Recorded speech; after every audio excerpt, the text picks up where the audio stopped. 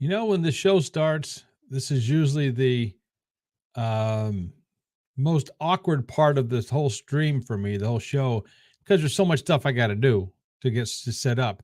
I'm a one man show, man. I'm telling you what. So I got to check the different sites I'm on to make sure it's working properly. And again, as I told you guys, if you follow me, you know that Facebook is really, really, really screwy and does a few things. I am not doing Rumble this evening. Rumble, I love you. I just didn't want to mess with it. All right. I don't want to mess with it. Hold on a second here. Oops. Public. Okay. Now, if you're watching this on Facebook, thank you. Share it with somebody. Okay. Now, also, I'm going to go on Twitch just to see if everything's. There you go. Twitch is fantastic. Again, they're fantastic on the backside, on my side of things. Everything else on the front side, watching it and everything else, I would assume it's very good. It's pretty good. But on the backside, easy to work with. Okay, so and YouTube now. Okay, hold on a second. But on the backside, easy to work with. Okay, YouTube's working. Okay. Oh, says close player. Yes, I want to close player on YouTube. Okay, so we have Facebook going, we got YouTube going, we got Twitch going. At this point, because of the plan I'm in, if you see up here, it says StreamYard.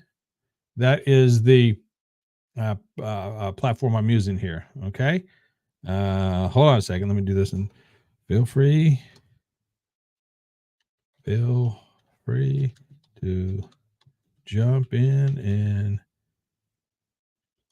type a comment if you want to join me live. We can do that too. Okay. All right. So now when I hold on a second, we'll get this show started in just a second. Gotta do my stuff here. Come over here. Facebook. Type it in.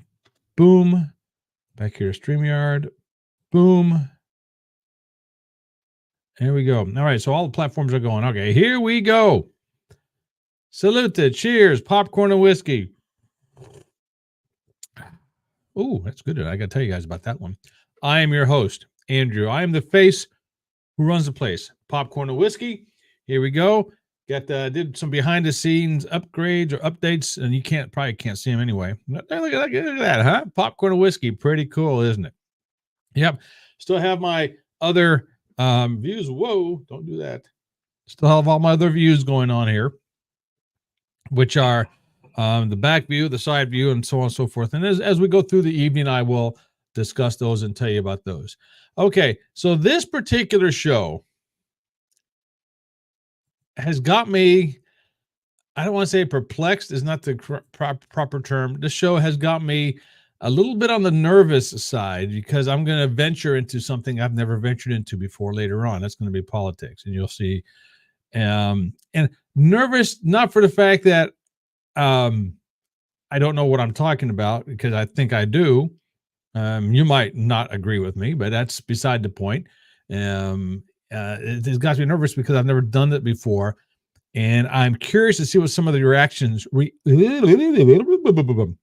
I'm curious to see what some of the reactions from everybody's going to be.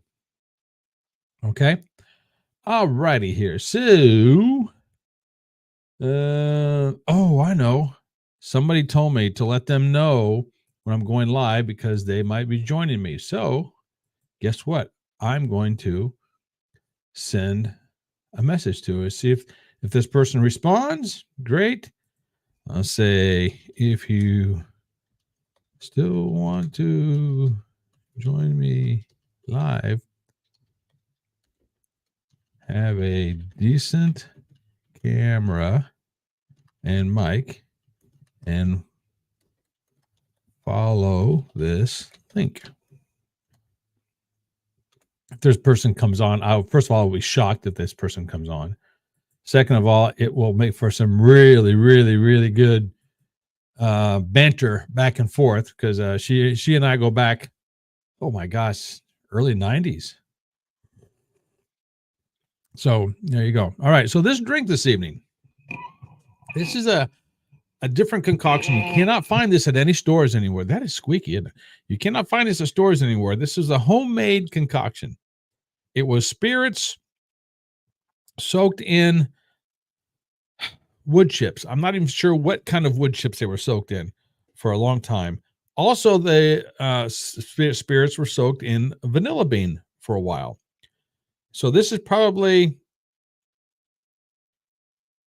4/5 part of the wood chips and 1/5 part of the vanilla bean, and it tastes awfully damn good. I'm telling you what. Yeah, so I'll be sipping on that throughout the evening. Okay, so as usual, my gosh, that is squeaky. Sorry about that, folks, but hey, by now you should know what's going on with me and everything else. All right, so some of the stuff I want to talk about tonight. One of the topics, let me come over here because I actually wrote some stuff down so I wouldn't forget about it. Is and I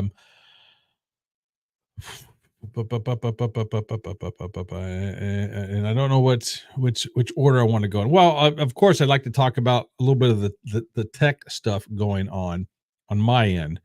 I'm assuming that everybody can hear me okay. If you can hear me okay, give me a type of 1 or something in the comments, and we can go from there.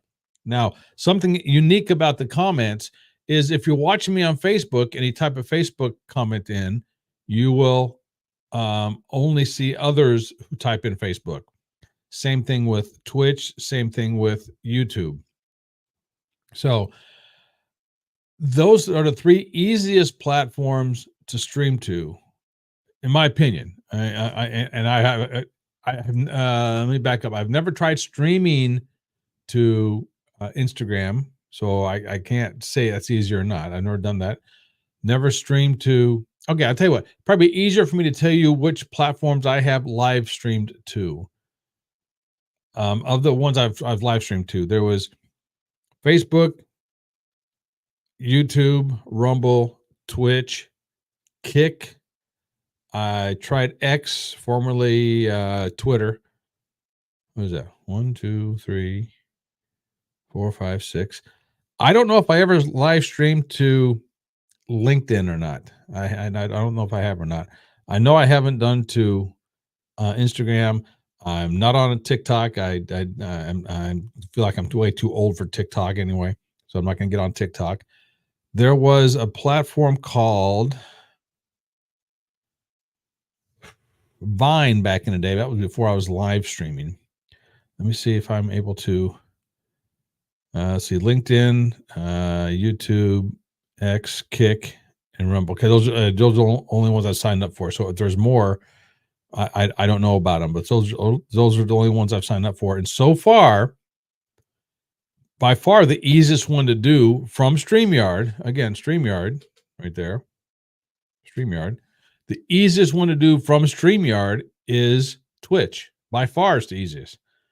YouTube is second, and probably Facebook is third. Now, I always go to Facebook because I have more followers on Facebook. So therefore, more people see it. Plus, my mom's on Facebook and she likes to watch every so often. So, hi, Mom, if you're watching, hello, hello, hello, hello, hello. So that's what's going on there. Equipment wise, I keep telling myself I want to change equipment, but then I ask myself why. Well, first I need to get some oil for that squeaky thing, but then I ask myself why. What I'm doing is working just peachy. There's nothing wrong with what I'm doing here. Everything is neat, compact, does what I want it to do. So why do I want something else? And then I talk myself out of it. Just like going to the movies I was talking about last week. The reason I don't go to a movie anymore is for the fact that it's not the financial thing, because the movie I go to is $5 and I get the popcorn and a drink, so another $5-6. So south of $15, I can go see a first release movie, no problem. I just don't do it for the fact that I get pissed at myself for going to see the movie when I have paid movie channels here at home, Netflix. What else? I have Netflix, what's the other one? HBO and Peacock. And I have Peacock because of the wrestling, my wrestling, and also NASCAR streams on Peacock. NASCAR is good. Oh, by the way, NASCAR, if you watch NASCAR at all, they had two races on today. One, the ARCA race. And if you're unfamiliar with these terms, don't worry about it. They're just car races to the average person. All right. For NASCAR fans, you know what the ARCA race is, and you know what the Xfinity race is. Both of those racers were fantastic. I didn't get to see all the ARCA race. I heard about it. I didn't get to watch all the Xfinity race, but the last 50 or so laps, I wasn't glued to the TV, but I had it on while I was doing other stuff. In the last 20 laps or so, oh my God, you talk about intense. And these kind of races, they're full of strategy.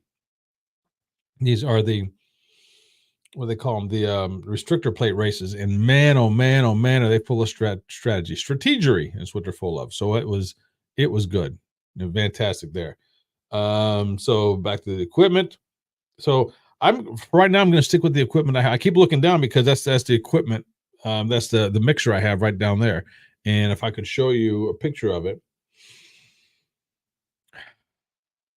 I guess maybe I could find a video and show you. Nah, I'll do that another time. We'll work on that another time.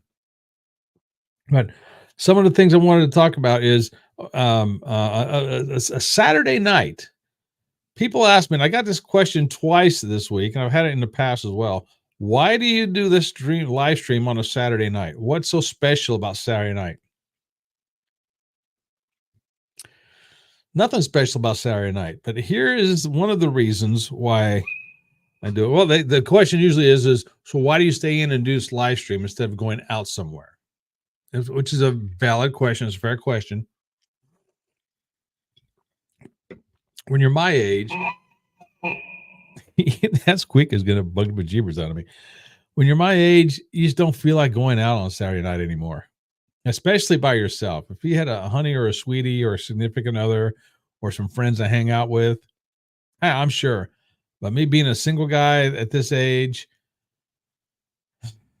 it's just I don't want to say it's no fun because it can be, but it's also reminds you of being sad, so to speak. So that's why I usually don't do it. And if I was going to go out and drink somewhere, I could just do it here at home. Why not? I do it and come from my own home, and I do it in front of you guys or with you guys. Hopefully you guys are drinking with me. So that's the big reason. Another one, if I go to a bigger city, sorry. For instance, if I go to Indianapolis, which if you don't know where I live, I'm about at least an hour to get to Indianapolis from where I live. An hour straight west, if not farther. And it depends on where in Indianapolis you're going to go. You go, have a good time, hang out, but then you got to drive back. The last thing I want to do is drive back at midnight, 1:00 from Indianapolis. It's not that I can't do it. We all can do it. And I've done it hundreds of times. We all have in our 20s and 30s. We've done it in our 40s even. But I just don't want to anymore. It's just not worth it anymore. Well, why would I want to keep doing that or do that? So that's why I don't. Okay. And sorry about this. I had a distraction here going on. So that's another reason I do it on a Saturday night. And I know a lot of people that I know who have families are usually home on a Saturday night anyway. So if they want to jump in and do this, great. And here's a fun part or a little caveat to this. I have several, and I've said this before. I teach at a local high school. I have several high school students who have found me online. I don't hide it, but I also don't promote it much. I promote the show, but I don't promote them to be my friends or what have you. And I have no problem if they want to follow me. I told them I will not friend students on my Facebook page. They can follow me all they want.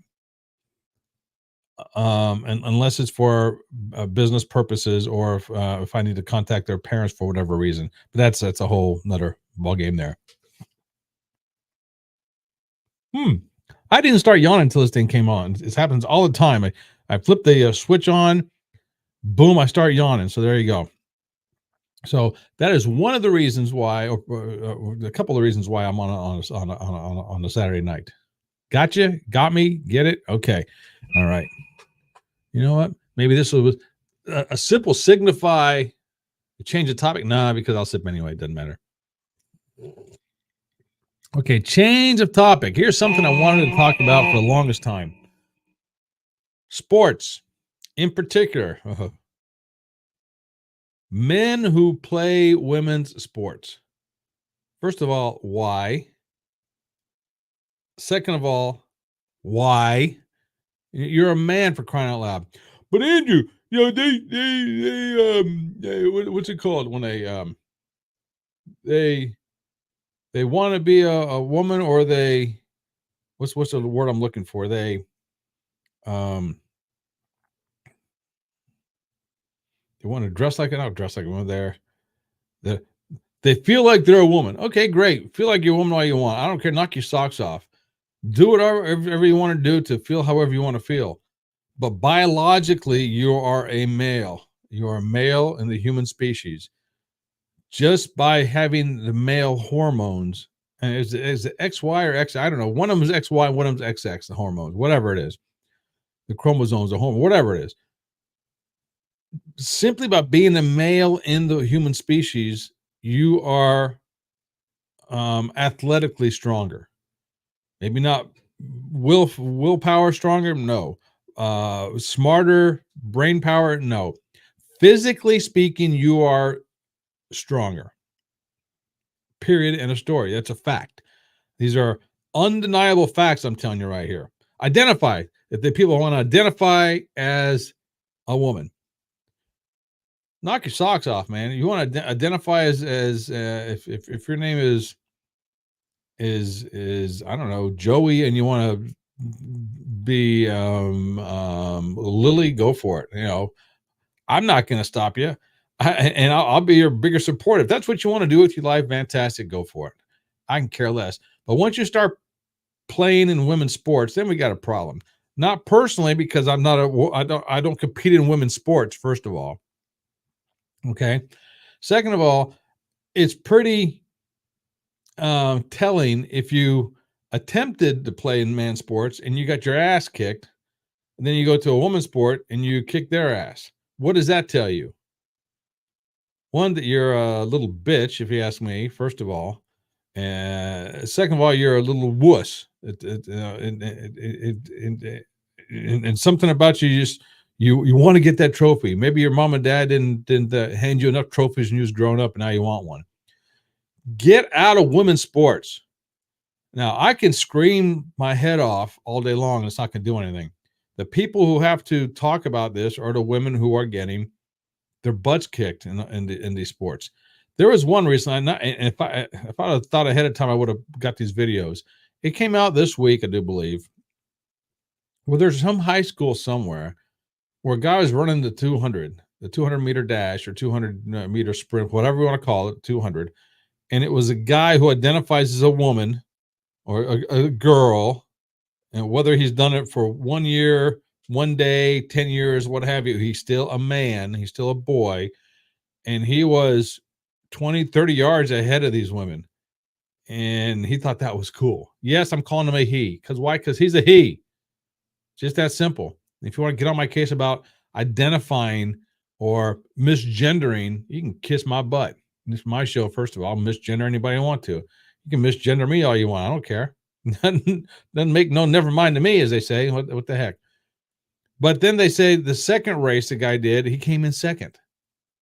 Really? So you're beating the competition by 20, 30 yards in one race, and then all of a sudden, people are suddenly faster. And I came in second. Oh, really? No, you threw the race. First of all, a race you shouldn't have been in to begin with. Okay? Also, the people who put these athletic competitions on, shame on you. You should be stripped of any kind of title you have to do this. A man compete with a woman in this stuff? Get out of town. But Andrew, that's what they identify as. You can, again, kiss my butt. I don't care what they identify as. It's a male. All right? Let me ask you this. And for the ones who have kids, you can relate to this. I don't have kids, but I know I would be mad as crap if this happened. If you have a daughter playing sports, high school sports, and you find out there's a male, a man, a boy changing, getting nude in the locker rooms with your daughter, what would you think? Is that something you want? Probably not. What about if a boy goes into the women's bathroom right behind your daughter? What would you think? You probably wouldn't like it too much, would you? If you would, I think we got you and I have an issue with each other. Again, I don't have kids. Can't say I know how to raise kids.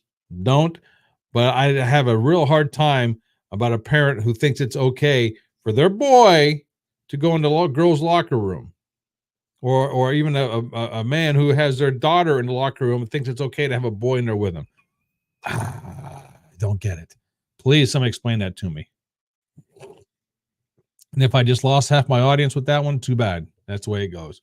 Okay. But you ladies need to step up. Now, I heard of a high school in, I don't know if it's North Carolina or North Dakota, someplace in the country. And I don't know. Sorry, I don't know where. It's irrelevant, but I'm glad it's starting. This is a high school track competition. And what event? I'm not for certain. But when the competition was about ready to start, the women went up to the starting line or to the judge or to the official to check in. After they did, they all boycotted. They said, if a boy is racing against us or doing the event against us, we are not participating. We're boycotting. We're sitting it out. So the way I understood it, they only had one person in that competition, and it was the male. It was a boy competing in the women's sports. Dude, really? You're better than that. All right. So then we get into this men and women pay equality, especially this week with whatever her name was, the women's basketball player. I'm sorry, I don't remember her name. And she's a great ball player. That's just because me forgetting her name doesn't mean anything. I'm not a big basketball fan to begin with. Okay, so let's keep that in mind. Now, they're saying that her pay structure came out, what she's getting paid. It's like 75, 76 grand the first year, and then it goes up slightly each year for the next 4 years.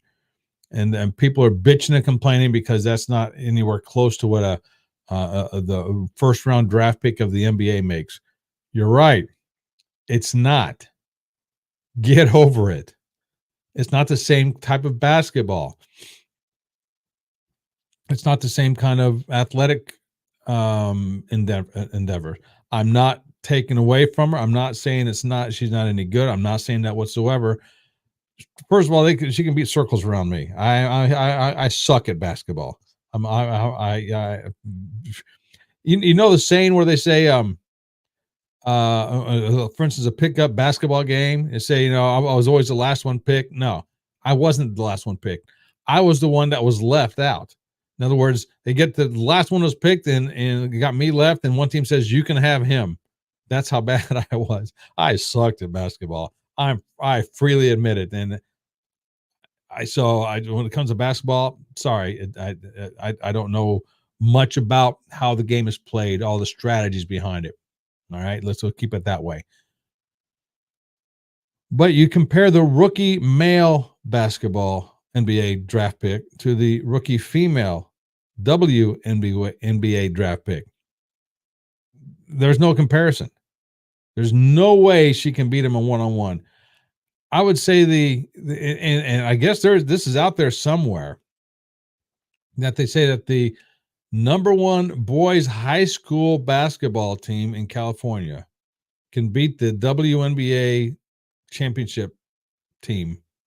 I guess somebody has like $100,000 bet on this or something like that. If the girls can beat the guys, this billionaire guy will give everyone 100,000 or something like that. I don't quite understand or know the whole thing behind it.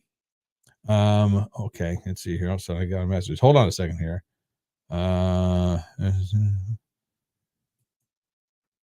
Okay, my friend Chris just sent me a message. So nothing about it here, unfortunately.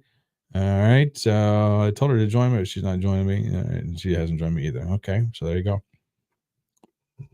So again, if you're a boy, get out of girl sports. but Andrew, I identify as woman. I'm transgender. Blah blah. I don't care. If you're a male, you don't compete in women's sports. Period. End of story. And I hear. Hi, Brenda. What we're talking about right now is men playing women's sports. Crying out loud! I just went on my old tirade about that, so you missed it. But not the prettiest thing. I'm highly, highly, highly against it. Highly against males playing in female sports, and we talked about that before on here. Absolutely. Oh hell no, she says. Absolutely. Brenda says the same thing. Oh hell no. Matter of fact, watch this, folks. Watch my screen. Look at this. Oh hell no. All right, there you go. So Brenda is against it as well. All right, wait a second here. Hide that. Okay, there we go. Okay, so we hide that. So again, if you're a male, you want to do that. I would love for you to come on my show and tell me why. Why do you think that's fine? Why do you think that's fair? And by now, I'm sure everyone's heard about Riley Gaines. I think her name was the swimmer, the NCAA swimmer, where this first has happened to her, where this guy who goes by Leah Thompson. Yes, it is a guy. It's not a girl. Leah Thompson is a male. Beat the female athletes by not millions and hundreds and tenths of seconds. We're talking seconds upon seconds upon seconds in a swim. And these girls have been training since they were 2, 3, 4 years old, and this is their college years. They're training. This is the NCAA championships. I don't get it. And Riley was saying that here the girls were in the locker rooms changing, and here's this male comes in, strips down to his skivvies, basically his birthday suit, letting all this junk and everything hang out. And right away the girls were saying, "Hey, what in the hell? What's going on here? Why is this guy changing in here?" Then next thing you know, this guy with a bulge in his suit, where his tallywhacker needs to be, the bulge sticking out there, is swimming against a female. It's like, what? Something's up with that. You know what? Leah Thompson, you're a bitch. That's what you are. Yes, and I'll tell you that. And maybe you can beat me up. Great, fantastic. I don't care. You're still a bitch. I'll just tell you that. Crying out loud. And sorry, this is the rated R portion of the show. Sorry about that. Now, I have nothing against your sexual preference. Whatever gender you want to be attracted to, you want to go with, you want to have a relationship with, man, go for it. It has nothing to do with that whatsoever. Just men, biologically, physically speaking, are stronger than women. That's not a put down. It's not a prop up for anybody. It's just a fact. I don't see why or how people don't get that, but it's just a fact. Okay. Enough of that. We'll get off of that. All right. Now for the show, part of the show that I'm going to talk about that I would assume some people, that just cracks me up. Some people are not going to be happy with me. Some people are going to be happy with me. Some people are going to be shocked with me. Some people aren't going to be shocked with me. Some people want to jump off. Some people want to comment. Whatever it is you want to do, you're more than welcome to do it. Type something in. You want to come on live with me. Great. We can talk about it. Matter of fact, I will put this out here. See, join me live. Join me live, and we can discuss or debate or whatever. Follow this link. Okay. Put that up there. That. Boom. Okay. Over to Facebook. Boom. There we go. Okay. So there you go. Put that up there. All right. So here's what's going on. In 2006, I remember it because I just had moved to the West Palm Beach, Florida area. I was actually in a town called Wellington. Now, more in the West Palm Beach area, which Wellington and West Palm Beach are right next to each other. Okay. I befriended a few folks. I was heavily entrenched in the dance community, the dance community, West Coast swing dance, matter of fact. And I befriended a couple who, to this day, they're still good friends of mine. Good friends of mine, and we started hanging out all the time through this hangout. And here's what we did on a Friday or Saturday night when we weren't out dancing. I'd go to their place, and they'd have they like to cook. Both of them like to cook, and we all drank and everything else. And they had a kitchen table. You know, when you go to a restaurant, you got what they call the high top tables, like the bar tables. So they had a huge kitchen table with high tops and high chairs. And so everyone that was there, and there's usually 5 or 6 of us, we all sat around there. We all drank. We all ate, had a good time, and talked about anything. And the rule was nothing is directed at you. It's just part of conversation. If you get offended, you probably shouldn't be here. One of those kind of things. Okay. It's just a friendly conversation. We were not there to put anybody down. We weren't to make fun of anybody in other than a jokingly manner. I mean, once if they made fun of his bald head or what have you. So anything was open for discussion. All kinds of language was spoken there, and nothing was taboo to speak of. Okay. So one time we started talking about politics. Now, at this time, I remember it's like it was yesterday. At this time, nobody knew each other's political views and nobody cared about each other's political views. But we started talking about what kind of person we'd like to see run for office. And we all agreed on this, some of the qualities we wanted to see, whether it was male or female, Democrat, Republican, independent, white, black, it didn't matter. It didn't matter to us, that part of it. Here's what we wanted to see. We wanted to see someone who was willing to go after the economy and fix the economy, take care of our veterans, prop up the military, secure the borders, and take care of the U.S. first before we started giving money elsewhere. Those are the 5 things that we all agreed on. Lo and behold, 2016 comes along. We got somebody who's running who is exactly running on those platforms. We didn't know at the time. Okay.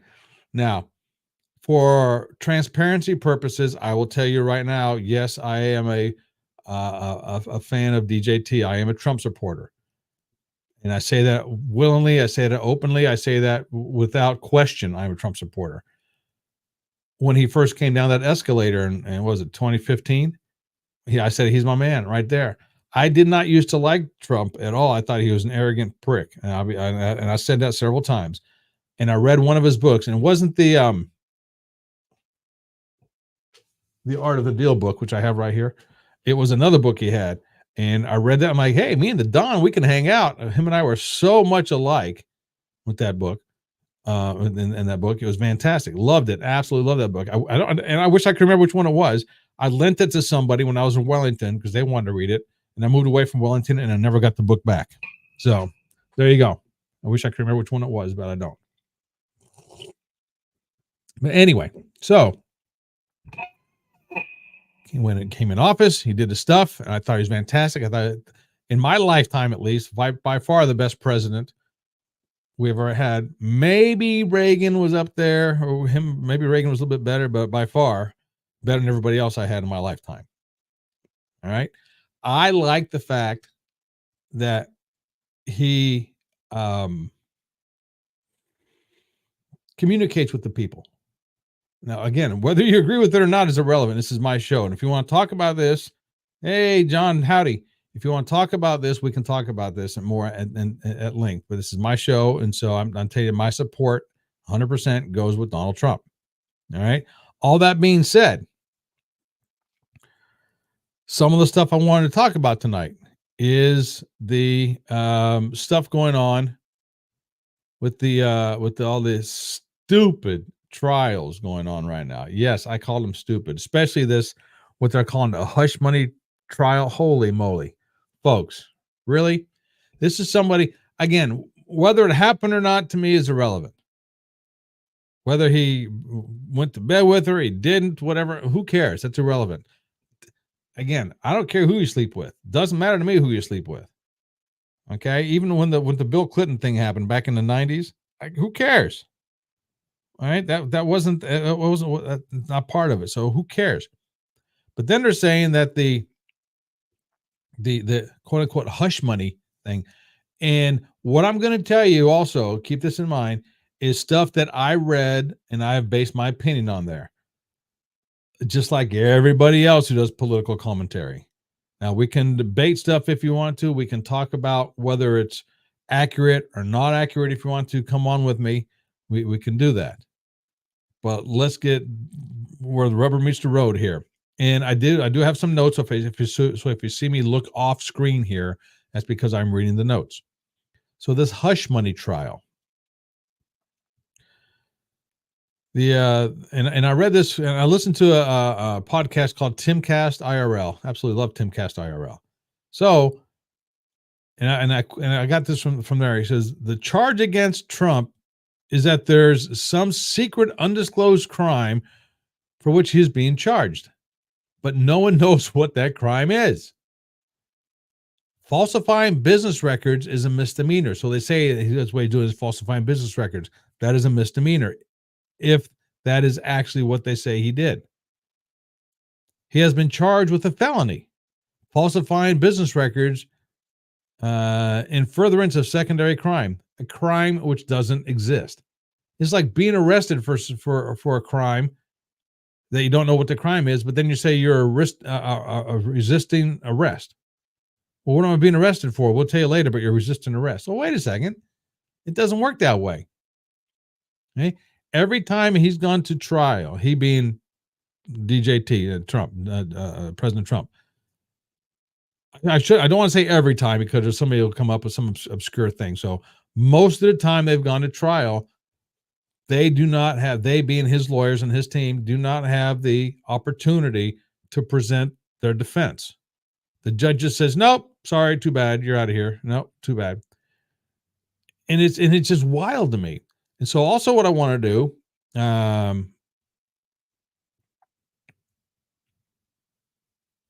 okay, all right, Brenda. Yeah, she says, and I'll quote Brenda here: grab him by the pussy. He slept with Stormy Daniels 4 months after her son Barron was born. Okay, let's say he did. So what? That means what? Again, yeah, you don't like him. That's great, fantastic. I have no beef. If you don't like the guy, you don't like the guy. That's fine. But a fair trial is a fair trial, and he's not getting a fair trial in any stretch of the imagination. He's having these charges trumped up against him, so to speak. Again, you don't like him. That's fair. I don't care if you like him or not. If that's what you want to believe, that's what you want to say, no morals, great. All right. This isn't about morals. Not about morals at all. You know, we can talk morals all day long. You know, there's a lot of people. You and I both know several of these people that were hanging out with us back in the day who didn't have morals either.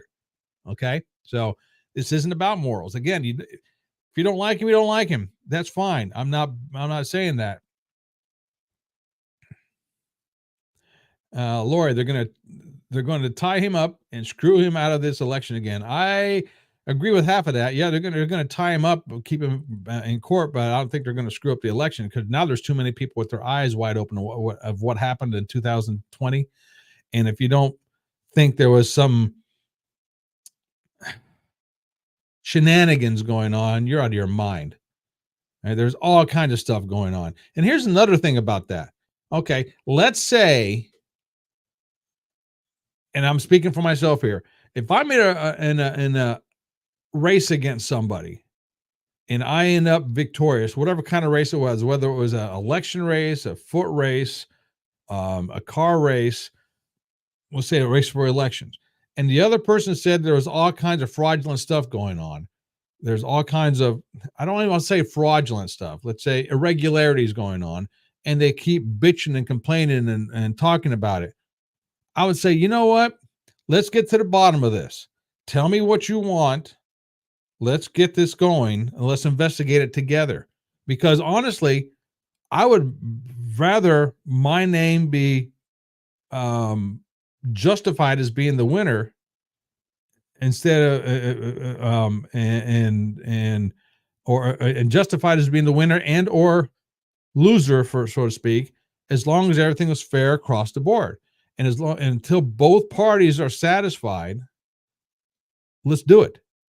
Me being the stand up guy that I claim that I am, and I'm saying this about Joe Biden, and I don't even like calling him president right now, but he's our president. If he was any kind of stand up guy, he would say that as well. He says, "All right, this has been an absolute disaster. One side doesn't think I'm worthy of the title of being elected. Another party says, other side says I am. It's hard for me to be the president on only half the country. Let's figure out what exactly happened, and we'll go from there." Lori, hanging chads all over again. This is a lot different than the hanging chads, big time different than hanging chads. Now, somebody else is going to say, you know what? Trump went on. There's 60 trials, and Trump lost every one of them about the election. Okay, election fraud. No, there was no trials. There had never been a trial on election fraud at all. Nothing, because the jury, the courts didn't want to take them. They didn't want the one. They didn't want the ones to say, or they didn't want themselves being the ones to say, "Hey, you know what? Um, that didn't work out." No, they didn't want to do that. So they always came up with something that said there was no, was it stand? They didn't have standing or something like that. Whatever the terminology was. So there has never been something. Then somebody else says, "Yeah, but they recounted the votes." Good, they recounted the votes. A lot of these votes were not accurate. A lot of the ballots were not correct. I'll give you an example. Let's say I gave you 10 $100 bills. So you got $1,000. Now say, you know what?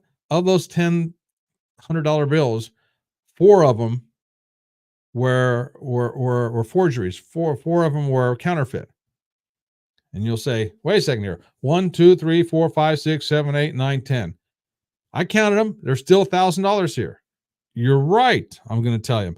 But 4 of them are counterfeit. No, that can't be counterfeit. Let me count them again. 1, 2, 3, 4, 5, 6, 7, 8, 9, 10. You're still counting the bad ones. If I can prove to you they were bad, let's get down to it. That was the whole thing. They didn't want to get into it that deep, which still baffles me why they didn't. I know it's in the past, but it's part of it. So I want to get it all out there in the open. Then we come to the places where they would not let the Republicans watch them counting the vote. How do I know that? Because there's video of people putting the cardboard up on the window so you couldn't see in. And then when you could see in, you had to stand 6 feet away to watch them count because of the China virus stuff going on. Yes, I said China virus, so there you go. So no way that anything was accurate there. Then when you have legislation changing the rule of everything right before it happens, then you have drop boxes all over cities that are unmanned and unwatched. People are given ballots. Then you have cases where there's no chain of custody. People pick it up from the drop box. Lori, let me read this. Let's see. What bothers me is the election absentee ballots.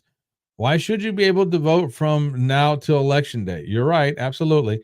The only reason for absentee ballots was for people that were out of town or was having surgery. This is true.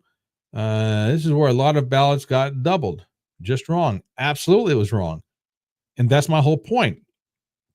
There is video evidence of a lot of this stuff, forensic evidence of all this stuff, but the courts didn't want to see it or didn't want to go for it because they didn't want to be the ones saying, hey, there's something wrong here. We don't want to be the ones who are, quote unquote, overturning the election, which brings up another thing, which we'll talk about in a little bit as well. So all that stuff was saying, people are saying, hey, there's all kinds of bad stuff there. So getting back to what I was saying. So you got some people putting up stuff on the wall so you couldn't see in. Is that not a red flag? Right? What about a suspicious water main break in several different places? Wasn't that suspicious? Huh, imagine that. What about the sudden spike in votes at 3 o'clock in the morning in Philadelphia, in Pennsylvania? What about that? Sudden spike in um, um, votes. There were truck drivers who were wanting to go on the record, and I heard several of them interviewed and put their names out there. So if you do that, put your name out there, and you're accused and you're found out to be lying, you can get jail time for it. So these guys were willing to put their names on the line, saying, "Hey, there's all kinds of stuff." But there are truck drivers who are driving truckloads of ballots places they weren't supposed to be driving. They didn't know anything of what was in the ballots because they were all sealed, so to speak. But they were driving to places they never drove before and were told to leave their trucks at a certain place and walk away. This was on record. So if that's not shaky, I don't know what is. What about the ones in Fulton County, the ones caught on camera? Tell me how that wasn't fraudulent. Tell me how that wasn't sneaky or suspicious or something. All of a sudden, they start pulling ballots out of under tables when the rest of the Republican folks, the people leave because they're told to leave. And there's video of these votes being counted 2 or 3 times. Really? What about in Carrie Lake's case down in Arizona? All of a sudden, the day of, 60% of the precincts where the Republicans are heavily voting, all of a sudden the machines go wrong, and they come to find out that the ballots that were in the machines were the wrong size ballots. They found out the day of. Really? And you're telling me there's nothing fraudulent or nothing suspicious? And I don't want to say fraudulent because that's the wrong word. I'll get kicked off of YouTube for it. All right, I'm not saying that. I'm just saying, yeah, because I wouldn't be surprised if YouTube has kicked me off by now. No, they haven't. I guess it depends on how many people are watching me on YouTube as well. But I wouldn't be surprised if this gets flagged and taken down eventually, because that's just the way they do it. YouTube is the same way, doing it that way. So you can't tell me that doesn't raise some sort of suspicion. Again, if everything's above board, Biden and his whole crew would have no problem saying, "All right, let's get this out in the open." A little late now, but how much of a feather in his cap would have and more respect would he have if he says, "Okay, let's figure out what the heck's going on." He'll say, "Trump, I don't like you, you don't like me, but let's work together and figure out exactly what happened here." How much more respect, or how much respect would he get? Not more, because he doesn't have much now to begin with. Would he have if he did that? Right? Think about that. Absolutely. And how do I want to phrase this next part here? If no, I won't get into that part too much. Okay, so the next thing that he's involved with, the DJT's involved with, is this stupid thing about the property. They say he inflated the value of his property, more so he'd get more money or something like that. Okay, I had a little semi debate with somebody online about this who was making 0 cents. I said, "Well, who was the victim?" This is a case there is no victim. The state of California is saying that Trump is claiming his property in Mar-a-Lago was worth, I don't know, several $100 million, something like that. I don't know the exact figure, but they were saying, no, it's only worth 18 million. Okay. Again, who's the victim here? So what difference does it make? If I say this pen is worth $200, so what's it to you whether I say it's $200 or not? If somebody buys it for $200, fantastic. They do their due diligence, right? So someone wants to get a loan on this pen for $200, they have to get a loan from somebody, right? So that somebody is going to do their homework and say, is that pen worth $200? Do I want to give this guy $200 so he can buy this pen? So the pen has to be worth at least $200. So the banks giving Donald Trump the money, loaning Donald Trump the money, I should say, also do their due diligence. They have to. It's part of business. The appraiser has to do his due diligence as part of the business. So this person I was debating online, and I said, "Well, who got who got ripped off? Or there's no crime there. There's no who's the victim?" The guy says, "Oh, the victims are the New Yorkers, the state of New York, the taxpayers. They're all victims." How? How are they victims? Oh, because Trump didn't pay enough taxes. You're just telling me that his he valued his property a lot more than what actually was, so therefore he's paying more taxes based on that. But the thing is, they say he's only paying taxes on a fraction of the cost. Right, the assessed value. Who doesn't do that? Everyone does that. I'm not saying it's right or wrong. I'm saying that's part of it. Now, if they're going to go after Trump for inflating values of his property, so to speak, doesn't it make sense for them to also say the banks inflated the value, so we have to bring them to the court. The appraisers inflated the values, so we have to bring them to court, right? If one did it, all three of them had to do it. But no one's claiming victim here. So that's the whole thing. No one's claiming victim here. So that's the part I don't get. All right, so there's two of the trials. Another thing I wanted to get into about this is once again, we can talk about the trials all day long. Get into it. As I want to go through some of the jurors of this. And this is from the New York Times, who is not a friend to Trump, not a friend to Republicans. And again, I am a fan of Donald Trump. Full disclosure here, I am voting for Donald Trump. Have the last two elections. I will do it this time as well. I happen to like the guy. He is my guy. Again, you don't like him, that's fine. This is not a program saying that you should like him or shouldn't. I'm not going to try to convince anybody of it. You make up your own mind. Just like you're not going to convince me of the fact that, and Brenda, I love you, you know that, but if you want to talk morals, you're the wrong person to talk morals with, because to me, what he did before office and what he did in his personal life, who cares? It doesn't matter to me what they did in his personal life. You want to talk morals? We can go through every president, and I would guarantee there is some moral or ethics that they did wrong. Almost every single one of them. Okay. And who's to say that him and his wife didn't have an agreement? I know people who their spouses have an agreement that they can go out and with somebody else if it actually happened. All right. What about that stupid biatch, as I call her, the one that's the ugly one who just got paid, I don't know, 85 million by Trump from the court, who something happened like 30, 40 years ago. She didn't remember where. The dress she claimed she was wearing at the time wasn't even made or wasn't even developed until years after that. So there's all kinds of holes in her testimony. But for whatever reason, the judge says, nope, sorry, we don't want to hear Trump's side of the case. Too bad, get out of here. So, you know, again, if you can honestly sit there and tell me that all this is above board, I'll be more than happy to listen to you. But so far, no one's been able to do that. Okay, so let's talk about the jurors who's going to be in this hush money trial, so to speak.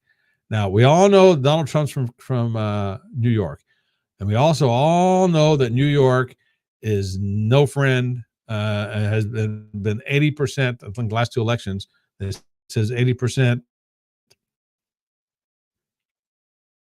voted against Donald Trump.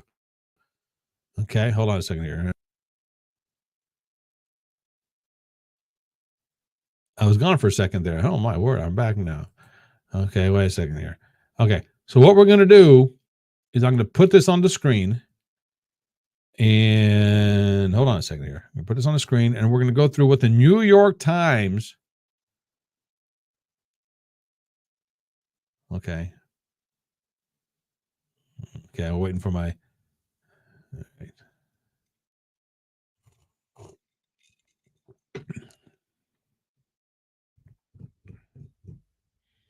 I'm going to go through what the New York Times is saying about this. Put this up here. I'm going to share this.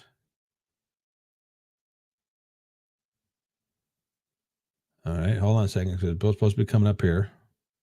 Here we go. I'm going to put myself up in the corner. Okay, this is from the New York Times, and they're going to and they talk about.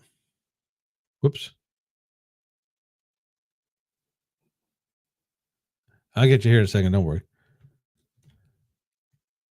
Oh.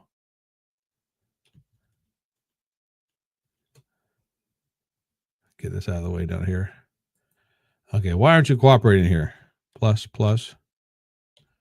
Okay, this is what the New York Times is saying. They talk about each juror as we'll go through this.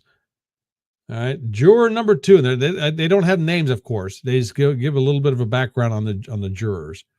Now, keep in mind, at the time of this posting, there were 2 jurors that came out, and basically they said they lied already about how much they hated Trump. And one guy was doing political stuff on his Facebook page and claims he wasn't. Another person recused herself because she didn't want to be in a position where they found out anything about her. So there you go. You take that for what it's worth. Okay, juror number 2 is an investment banker who lives in the Hell's Kitchen with his wife and follows Trump on X and listens to Michael Cohen's podcast. If he listens to Michael Cohen's podcast, Michael Cohen is no fan of Trump. He badmouths Trump in every way, shape, or form you can think of. And he follows Trump on X. So does a gazillion other people follow Trump on X. What does that mean? So I tell you right now, he's already saying guilty before he hears the first thing. Juror number 4 lives in the Upper West Side. Now, I know nothing about New York City, so I don't know if that's good or bad. What's that all about? And is originally from California. All right, 2 strikes against him. He works as a securities engineer, is married with kids, and does metal and woodworking. He has some relatives who are lawyers. All right, there's possible something there, but being from California as well.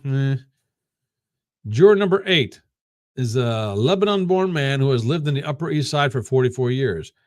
He's a retired wealth manager who still does some consulting work. He's married with 2 kids. He skis, does yoga, and meditates. I'll go on a limb here and say most yogis, even though I do yoga, I'll go on a limb and say most yogis are not friends to the right. They lean extreme left, most yogis. So I'm saying it's already a guilty verdict before anything starts. Juror number 9 is a woman who lives on the Upper East Side and works as a speech therapist for the City Department of Education. She's unmarried and lives alone. Okay. Work for the Department of Education, you are a lib. Simple, pretty much across the board. Very few of us, and I'm in education, are conservatives. And these are the people who indoctrinate our kids. So that's a guilty verdict before anything starts right there. So far, three of 4 are saying guilty right away. So tell me how this is a fair jury trial. It's not. Juror number 10 is an Ohio native and a resident of Murray Hill who works at an eyewear company. He's unmarried, loves the outdoors, animals, and behavioral psychology.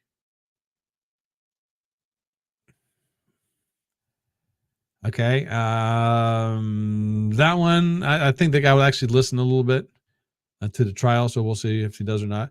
Juror number 11 is a woman who lives in the Upper Manhattan and is originally from California. There you go. She works as a product development manager. She notably said she doesn't like Trump's persona and said he seemed selfish, but said that wouldn't stop her from being a fair juror. Really? Okay. Yeah. Okay. All right. Just like my friend Brenda a little bit ago. She doesn't like the guy already because she says he's not moral. Great. Fantastic. Again, this is not whether you like him or not like him. This is about fair and unfair. And if you don't like him, you're already judged him before you even started. Okay. Juror number 12 is a physical therapist who lives on the Upper East Side and is married, but doesn't have any kids. She likes running, playing tennis, and listening to live music. Okay. All right. That's a possibility. Okay. I'll give that one. Alternate number one is an asset analyst who lives in Midtown East with her boyfriend. The woman grew up in England and Hong Kong and attended college in North Carolina. She likes to run, hang out, and eat for hobbies. Likes to hang out and eat for hobbies. Okay. Probably not the most wisest person on the planet. That's for certain. Okay. Let's see here. There's also a software engineer who lives in Chelsea and who said she likes going to plays, restaurants, dancing, and watching TV. And a civil lawyer from North Carolina who lives in the Upper East Side and told the court he enjoys time outside with his kids. Okay. If you are a lawyer,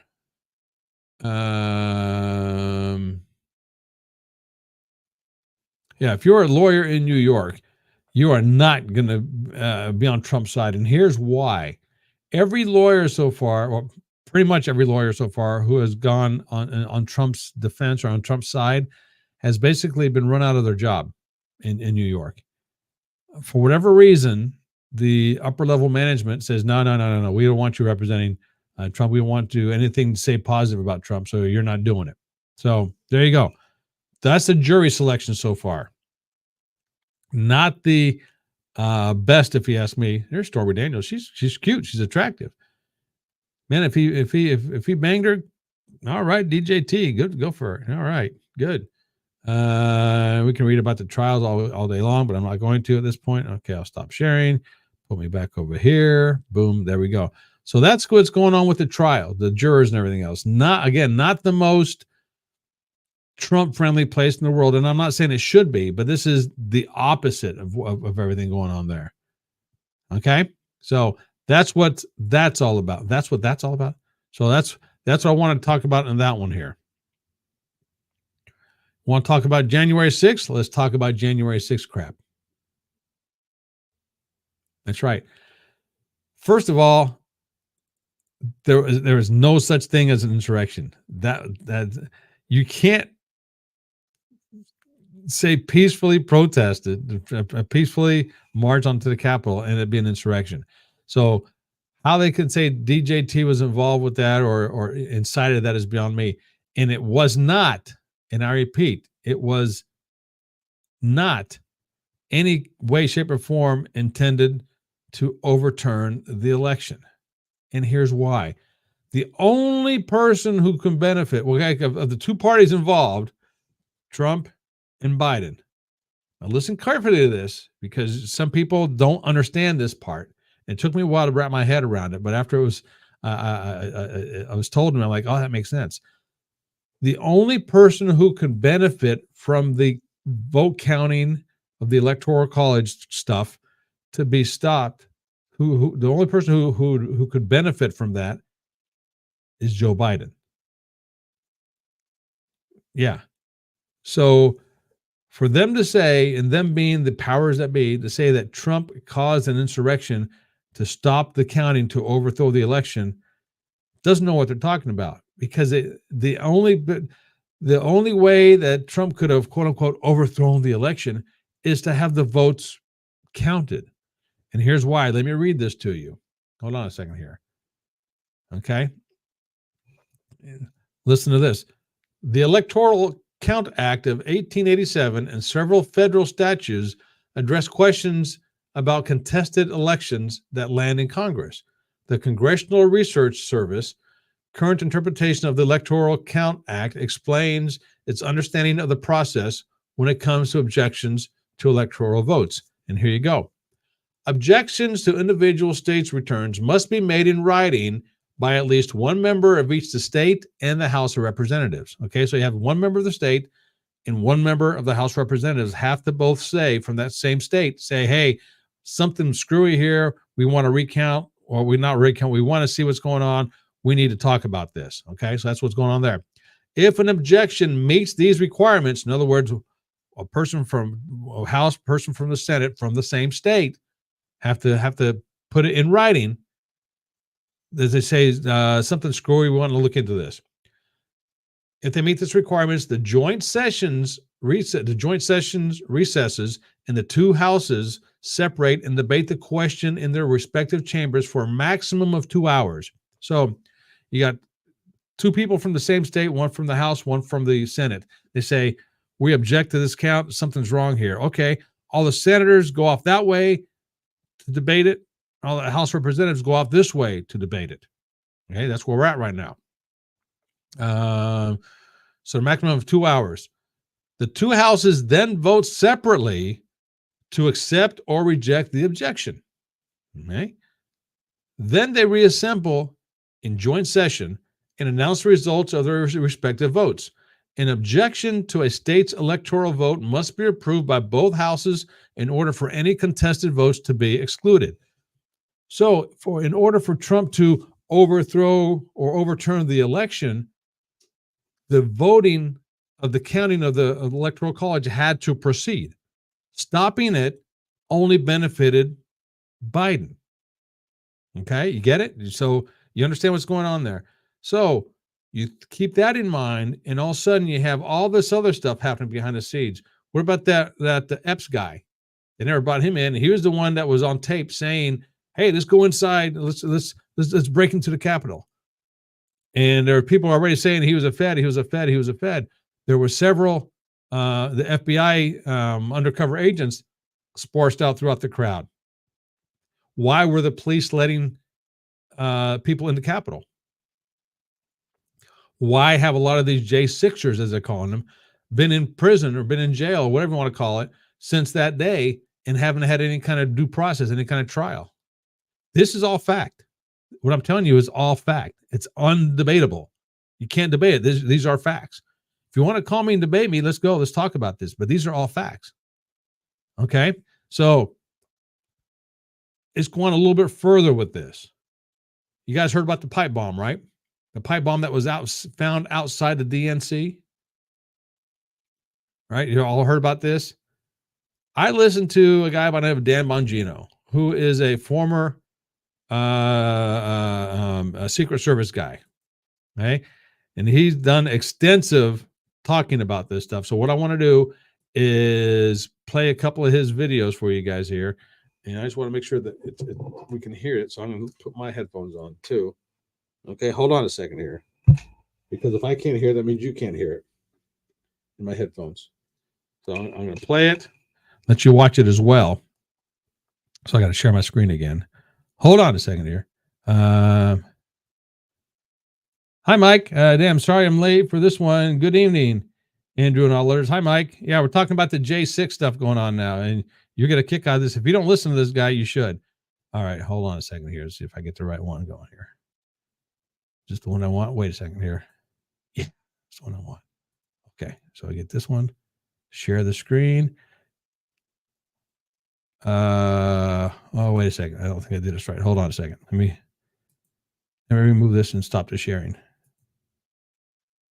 Yeah, you like Dan? Dan is great. Okay, so if I present this, share my screen. So I got to make sure I share. I'll also share audio tab. Yeah, okay, share the audio. Okay. So we're going to share this one. This is what Dan has to say about this. Put myself back where I need to be there. Okay, hopefully you can hear this. This video, this just blew my mind. You know, the January 6th, obviously, you know the story we've been covering. There are two separate stories. There's the alleged insurrection at the Capitol. That narrative is now absolutely falling apart. But there's also what happened on January 6th. The Democrat National Committee just blocks away from the Capitol. Kamala Harris, for some reason, was not at the Capitol. She still won't tell us. If you cannot hear regularly, Dan, know that. Guys, if you're new here, right now, you're probably hearing that for the first time. Kamala Harris was not at the Capitol. She left. She went to the DNC, where a bomb was found. Now, despite the fact that this has been hidden forever, now we know that the Capitol Police, in fact, found the bomb. Interesting. Now they're acknowledging it on the record. Yet the weirdest thing, folks, this hero, and by the way, I'm not joking.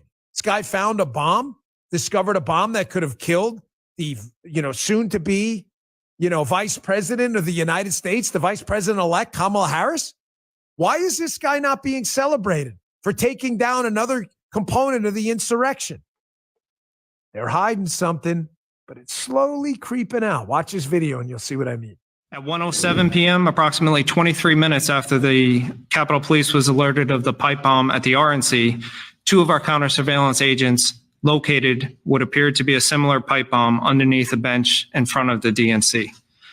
The Cannon House office building was evacuated at about 1:11 p.m., and officers immediately began to clear residences and businesses in the area. The scene at the DNC was cleared at approximately 4:36 after our bomb squad disrupted and cleared the pipe bombs. The FBI then took possession of both devices and all evidence and is the lead agency on the entire investigation. The truth is slowly coming out, folks. But the question I have, I didn't just randomly throw that in there for no reason at all, is why isn't this hero being venerated and celebrated?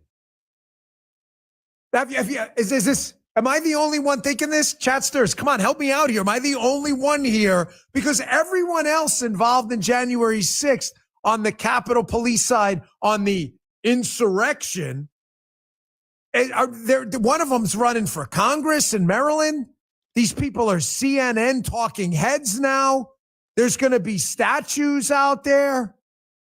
So, okay, just for copyright purposes, I want to jump in here. If you guys have watched Dan at all, Dan Bongino, or listened to him, dude is great. He is on point. Former Secret Service guy.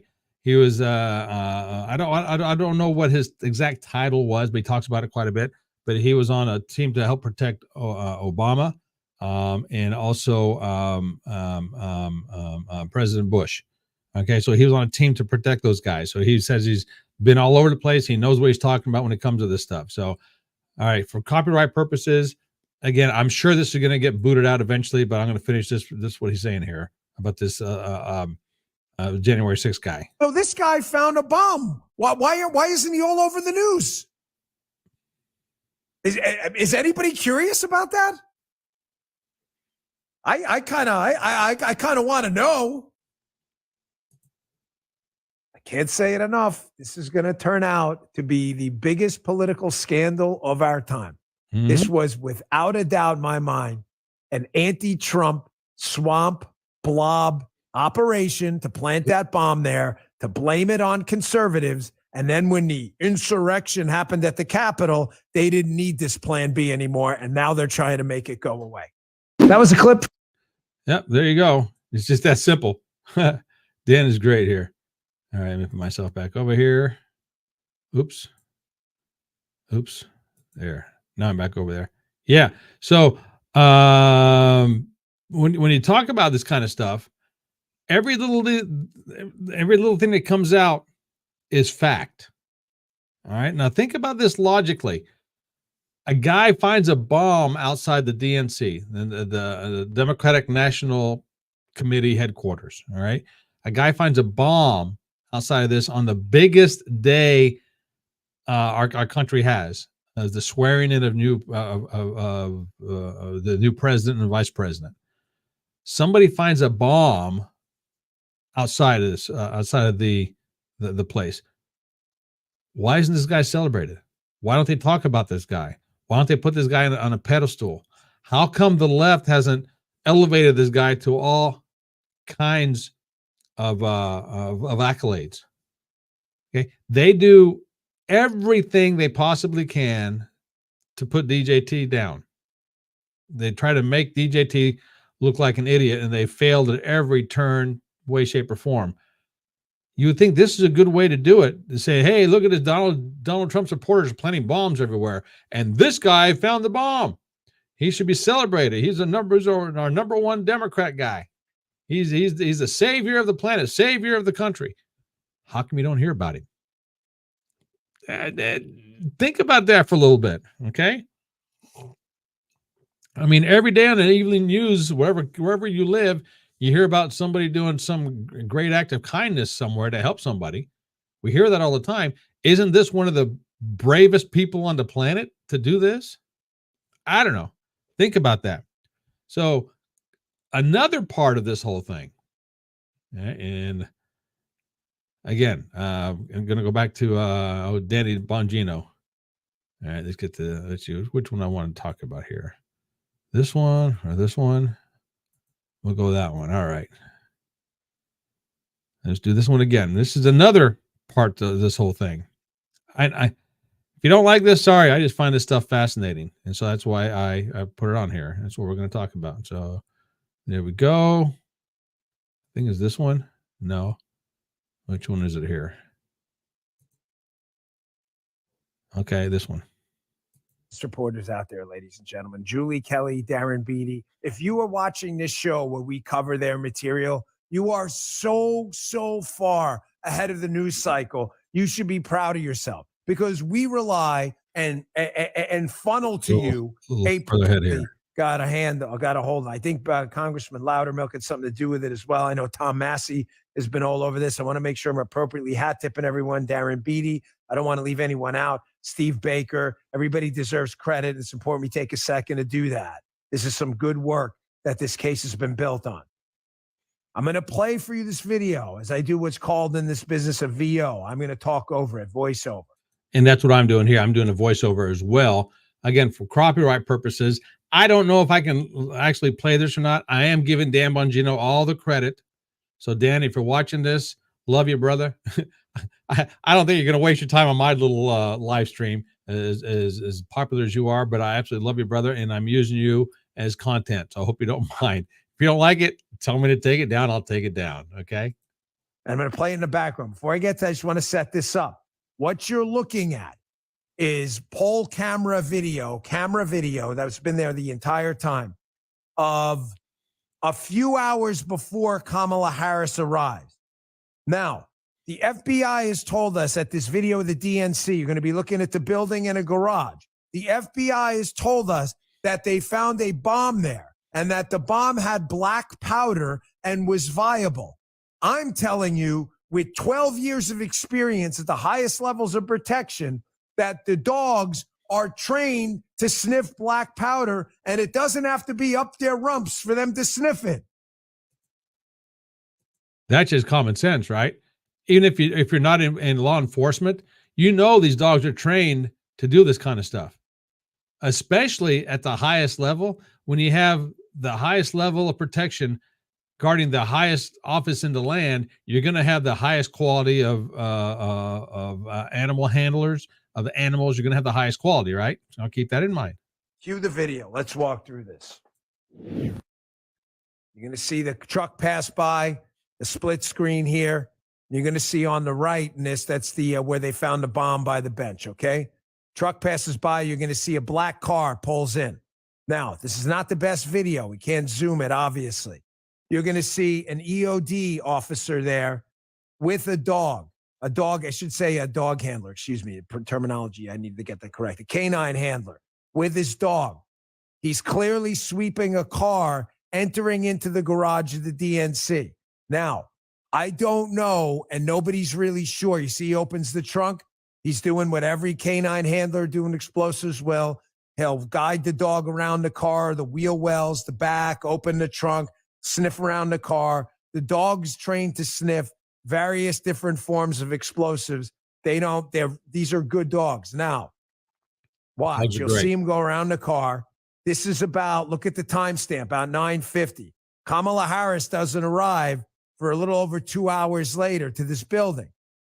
Now, look where he goes. Look, you see it? Sits the car by the garage, right? He gives the guy the okay to open the garage door, okay? Mm-hmm. Car proceeds ahead, but I want you to see where he goes. He goes off to the right of the screen here. Now, you'll notice in this split screen that where he's walking, because you can see the garage in the picture in the split screen. You can see the corner of it. The bench where they found the bomb with the scooter is right there. The dog walked, just roll it again as I'm talking. They can just keep watching. The dog walked right by the explosive. Folks, we don't have any problem with the video, right? We're not having any problem.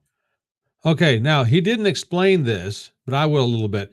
The reason you have a split screen here, and this is my interpretation of how he how he, me, and Dan talked about this later on, is you have two different camera angles. This is one. I don't know if you can see my mouse or not, but the one on the left is one camera angle. The one on the right is another camera angle, and they try to match these up. You see how the windows are up here? So they try to match these up so you can see what's going on. So it's when you see the dog and the handler walk down this sidewalk, he comes over to here, but it's not in the same frame.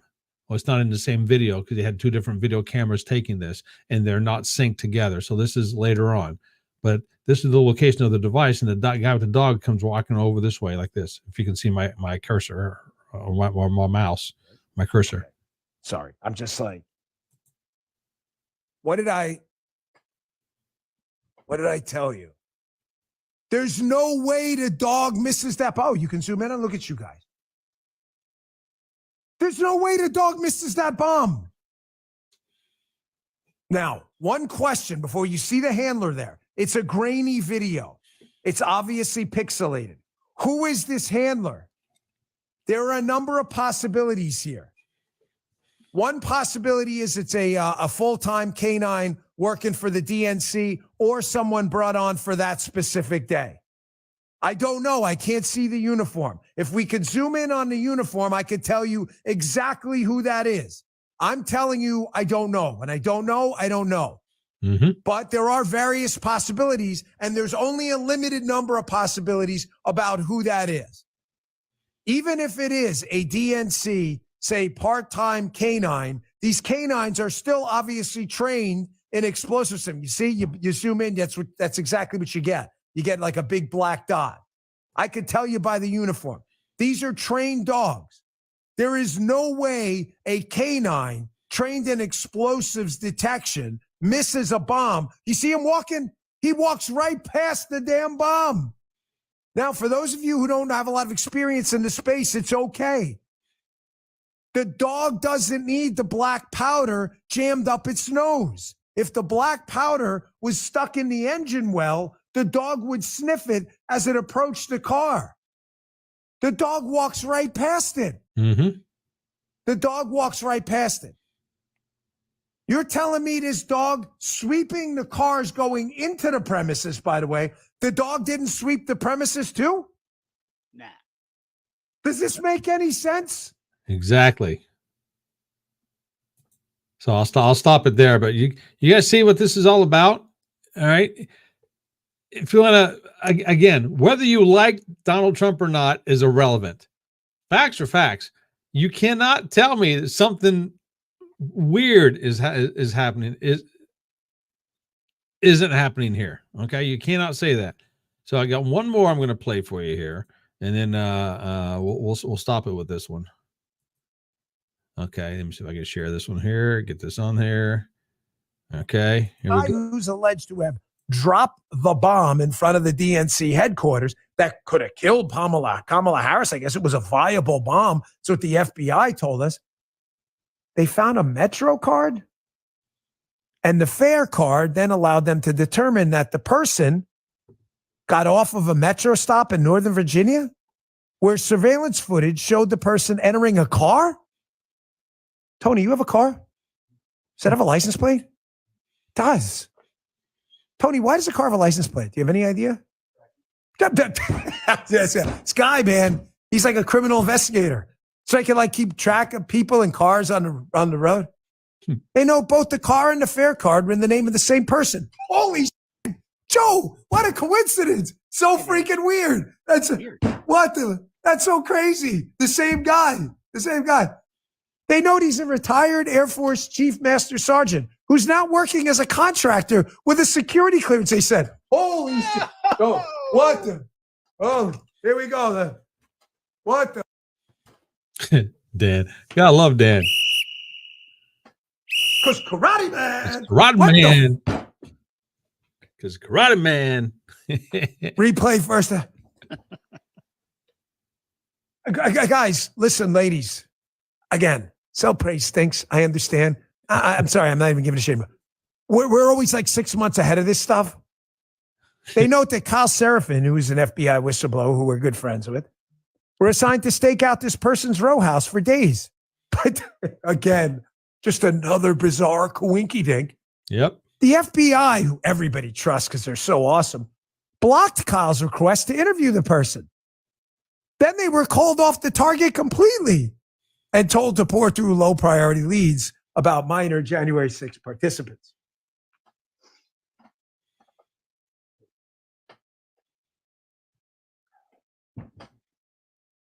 Why am I wearing this hat? I don't know. You ever see like dogs? They have like these weird, inappropriate physical reactions to you called the zoomies. This is one of those. I'm having the zoomies right now because I can't believe the bull we're dealing with. I don't know what to tell you. No, nobody thinks this. Just to be clear, like producers in newsrooms, none of you think any of this is weird. That a guy you've got on video the night before January 6th alleged to have planted a bomb the FBI says was, quote, viable, that could have killed the vice president-elect while she was suspiciously at the DNC. You've got his Metro card, and you've got his license plate, and you've got him on surveillance. And then the FBI agent, who's a whistleblower, says, let's go interview him. And the FBI tells him, no, leave that guy alone. And everybody's like, yeah, man, sounds good to me. I'll stop it there. So I'd love to have anybody who's watching this or listening to me right now come on here and let's talk about that. Tell me how that doesn't make sense. There's that squeaky again. Tell me what about this doesn't make sense, or tell me if this is normal. Okay, here we have the FBI, one of the top agencies of what they do in the world, if not the top, and they have all this stuff. Nothing's happening and nobody's asking questions. Really? Why is nobody asking questions? And when somebody does ask questions, why do they get shut down right away? And it's just bizarre. Again, I'm not saying that everything is cut and dry and there's not answers to all this, but let's get the answers to them.